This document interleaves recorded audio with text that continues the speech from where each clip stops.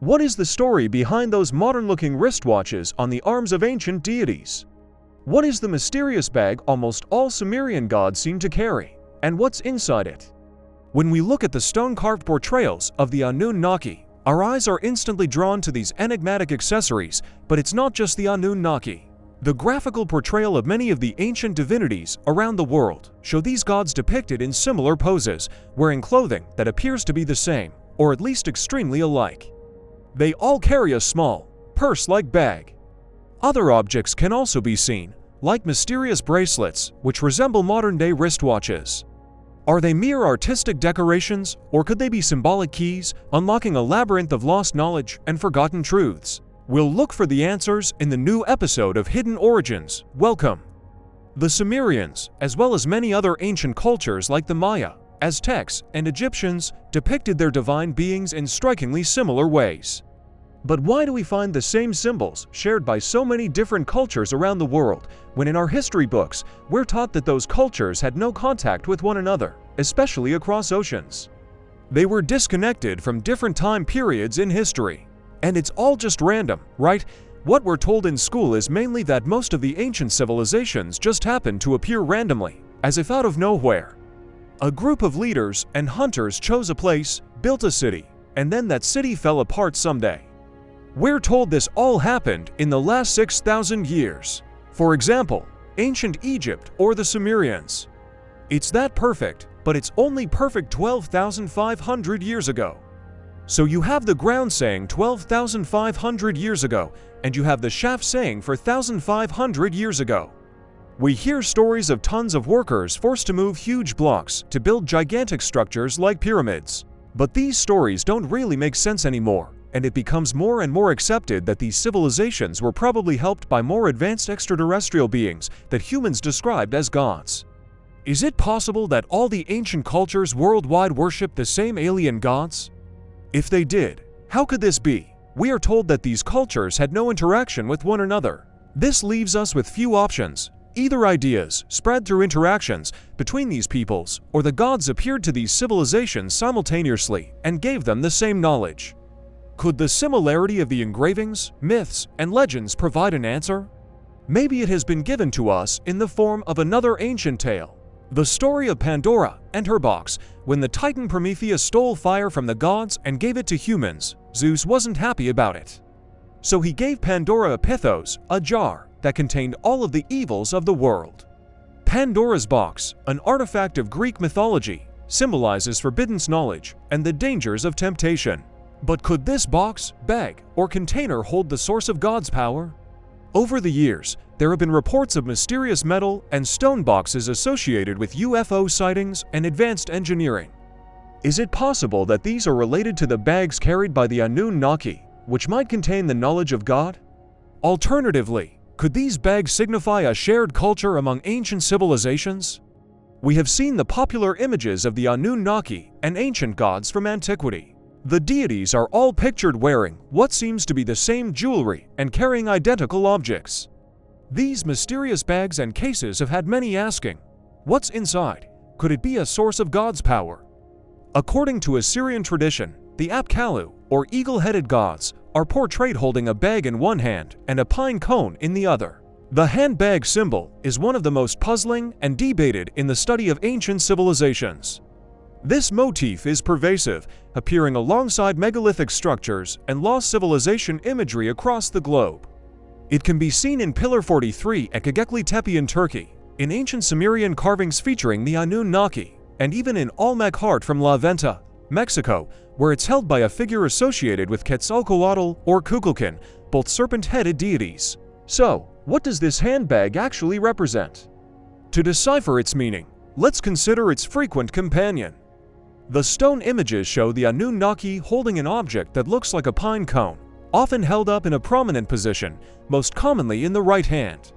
The term God's right hand is commonly used as a metaphor for the omnipotence of God, and the pine cone is a symbol, which is commonly interpreted as a symbol of transfer of knowledge. But this isn't about just any knowledge. It's profound, transformative wisdom that covers everything from the nature of reality to the essence of consciousness.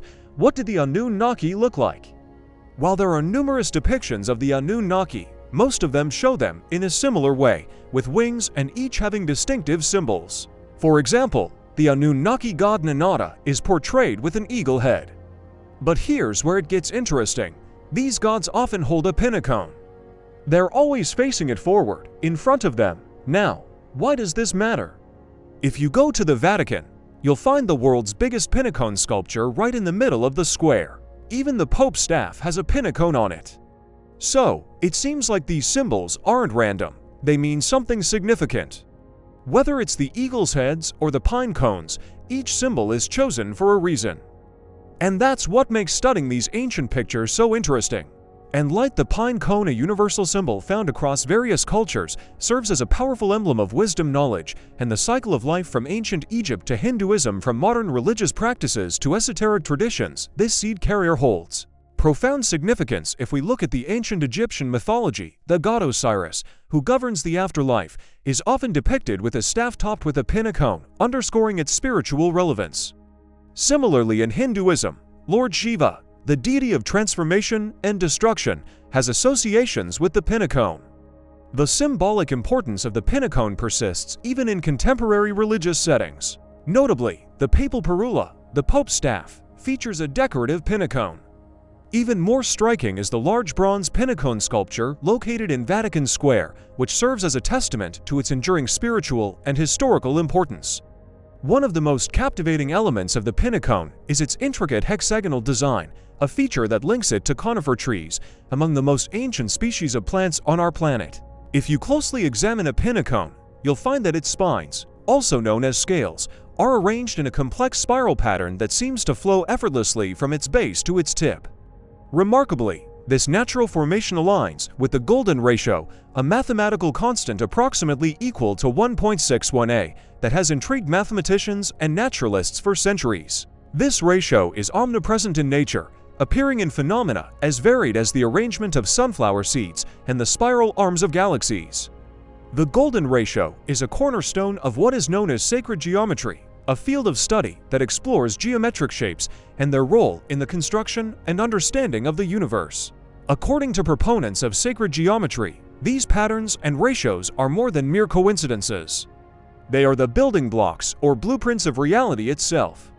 In the case of the pinnacone, its design seems to echo this cosmic patterning, offering a glimpse into the inherent wisdom and balance that many believe govern the cosmos. Geometry and music are related too.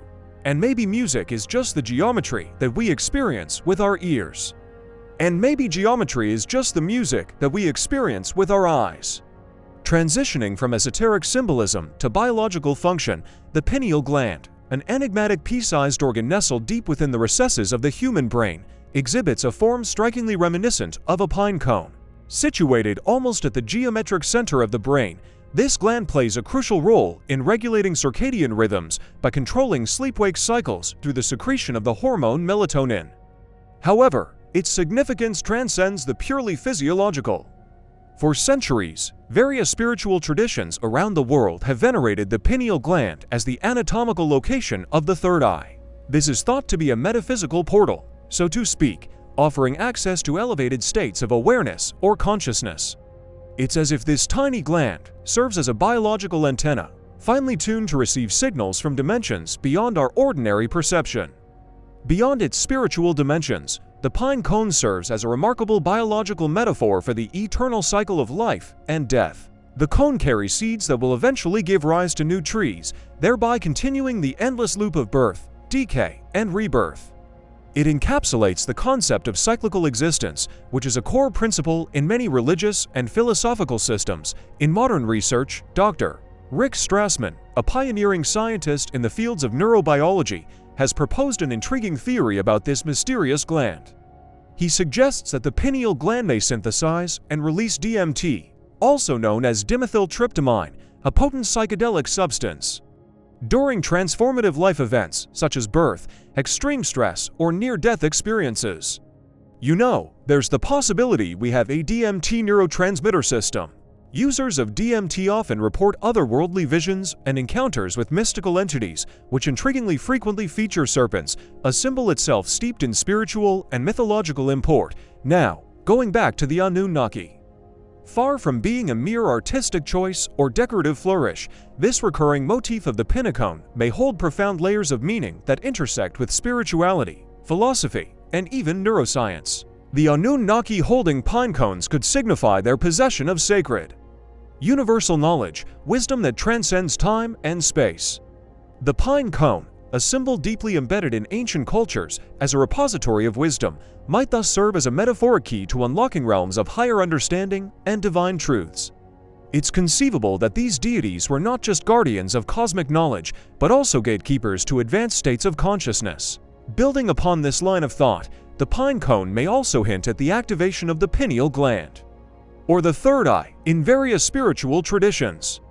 By holding or pointing to the pine cone, the Anunnaki might be symbolically emphasizing the unlocking of this gland's latent potential, guiding human beings towards spiritual enlightenment and elevated awareness. In this context, the handbag symbol can be understood as the tool set required to manifest this wisdom into a tangible civilization. If we assume that the pine cone is the theory, then the handbag is the applied science. It represents the practical know-how, the architectural blueprints, the ethical frameworks, and the governance models needed to build and sustain a civilization. To put it another way, while the pine cone imparts the theoretical understanding of universal laws, like the balance of nature and cosmic energy, the handbag provides the practical means to apply this knowledge on a societal level.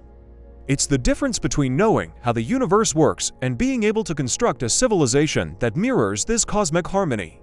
So it appears that the presence of both the pine cone and handbag symbols in ancient depictions isn't a mere coincidence. Rather, they serve as twin pillars of civilization building. While the pine cone symbolizes the knowledge and wisdom required to comprehend the mysteries of the universe, the handbag represents the tools and frameworks essential for transforming that wisdom into a structured society. The two are not always passed along together. Sometimes they are held separately, and other times they are clutched close, signifying that these figures are both custodians of knowledge and masterminds of societal architecture. But what about the watch-like gadget that appears on the wrists of Sumerian deities? It may have been an early form of a bracelet, a pendulum, or a similar device. It was often seen on their wrists and was another symbol of power. And what about the Anunnaki themselves? We can regard them as the visionaries who jump-started the advanced civilizations. They passed on not only the keys to higher understanding through the pinnacone, but also the practical necessities for civilization construction, as symbolized by the handbag. They were the cosmic engineers of their time, constructing out DNA, laying out cities, channeling rivers for agriculture, and mapping celestial bodies to predict cyclical catastrophic events. Unfortunately, we have very little remains left from their time. The scarce historical records we have at our disposal, such as the weathered erosion marks surrounding the enigmatic Sphinx or the valuable data extracted from Greenland ice core samples, point to a series of earth-shaking cataclysms that transpired between approximately 12,800 and 10,100 years ago. These seismic events decimated landscapes and possibly led to the downfall of advanced civilizations that predate our recorded history. Curiously, what these ancient societies have primarily left behind are their awe-inspiring megalithic structures. From the towering pyramids of Giza to the intricate carvings of Göbekli Tepe, these stone monuments seem to defy the capabilities of what we consider primitive tools and methods. In a few instances, they also left behind cuneiform tablets with mysterious scripts. If we take a look at Pillar 43 at Göbekli Tepe in Turkey's Anatolia region, this megalithic structure, carved from a single stone and weighing over 20 tons, features various enigmatic designs, including the prominent handbag symbol at its top. Göbekli Tepe holds a unique place in archaeological circles, not merely for its impressive megalithic structures, which differ from those in Peru or Egypt, but for its layered clues that help unlock a complex story. Radiocarbon dating has placed organic material at the site to around 11,800 years ago, a time frame that coincides with turbulent Earth changes during the Younger Dryas period. Interestingly, the temple was initially buried underground, a choice that seems to defy the understanding that this site was the work of mere hunter-gatherers who took a brief rest from their nomadic lifestyle to build an advanced astronomical temple. Even if the initial inhabitants were the hunter-gatherers right above the first layers, we find the sudden emergence of a complex society. Within what seems like an incredibly short period, these people transition from basic hunter-gatherer lifestyles to practicing agriculture and establishing urban centers. So, how did it happen so fast? Could it be that a more enlightened society interacted with them, giving them advanced knowledge and practices? Here's where the symbolism comes into play. Pillars at Göbekli Tepe, like the famous Pillar 43, display those widespread handbag symbols. Now, imagine you are a part of a hunter-gatherer community, and a highly advanced group descends upon you, imparting wisdom about agriculture, astronomy, and consciousness. What would you do? Most probably, you would revere them, and that reverence is shown in the symbolism we see at Göbekli Tepe. But there's more to the story. Below the handbag symbols, we notice other figures, a vulture and a scorpion. The cosmic alignment here is too significant to ignore. These figures correspond strikingly with the constellations of Cygnus and Scorpius, respectively. Situated in similar relative positions in the night sky, the vulture, or Cygnus, is associated with Deneb, one of the brightest and most luminous stars in our galaxy. The symbolism and its celestial counterpart are more than mere coincidences. They are deliberate depictions showing a far-reaching cosmic awareness. Interestingly, the constellation Cygnus presents itself as an astronomical cross. This celestial cross resonates symbolically with the concept of ascension, adding another layer of complexity to its significance. Now, consider its presence alongside the Scorpius constellation and the recurring handbag motifs at Göbekli Tepe. Back to the Anunnaki, there is an interesting image of 4 Anunnaki depicted around what looks like the Tree of Life. If we take a closer look, we'll see that the two figures closer to the center look alike, but are different from the outer figures. There are no wings, no bags, no pine cones. So, even though initially we may assume that they are all Anunnaki, that's not right. Only the 2 outer figures represent the Anunnaki, while the 2 inner figures most probably are the Earth's kings, the offspring of the sky gods. So this image, similar to the one in Göbekli Tepe, is also telling a story. We already know that the Anunnaki had bloodline king offspring, just as it is described in the Bible in the story of Nephilim. And they created humans by genetically manipulating the DNA of Homo erectus, making them look just like the Anunnaki in their own image and likeness. Ancient kings really weren't what we thought they were actually like bloodline Anunnaki kings directly from their bloodline, and they're being given the knowledge and wisdom to create civilization, and that's one they depicted in the center around the Tree of Life. But essentially, we can see the Anunnaki are telling them the way to create those civilizations and how to govern them. They are giving them both the universal knowledge through the Pinnacle and also the tools to maintain these civilizations through the handbags. So, when we combine everything discussed so far, it looks like the Anunnaki are creating a specific type of kingship civilization for our societies here, in their image, in their likeness, in their mentality, but there's something more. We can assume that in the majority of the time, the Anunnaki, when they were creating these civilizations, created them to be warlike empires. Which is why, throughout history, it's always been governed by war, because it's the easiest way to control civilizations and keep them in a lower state of consciousness. There's always been this battle of the Anunnaki, where they didn't want us to become greater than them. And that's what a lot of these struggles have been. In this way, the symbols, the Pinnacle, and the handbag serve as keys that unlock an entire narrative, filling in the blanks of history's lost chapters. Each symbol is a piece of a much larger puzzle that, when assembled, could reveal the secrets behind the rise of advanced civilizations. Starting with the Pinnacle, which symbolizes the transfer of wisdom and knowledge, we set the first piece of the puzzle. Next comes the handbag, which has been interpreted as a container of tools or knowledge, another puzzle piece fitting into place. When you consider winged beings as representations of divine or ascended figures from other dimensions, yet another piece clicks into place. By creating these clues together, we create a narrative that can potentially explain the leap from primitive societies to advanced civilizations. Far from being isolated images, these symbols make a coherent story that offers invaluable insights into the origins and progression of ancient societies. If you like that kind of content, support us by giving this video a thumbs up and subscribing to the channel. Also, check out our related videos on the screen right now. Keep your minds open, and until we meet again.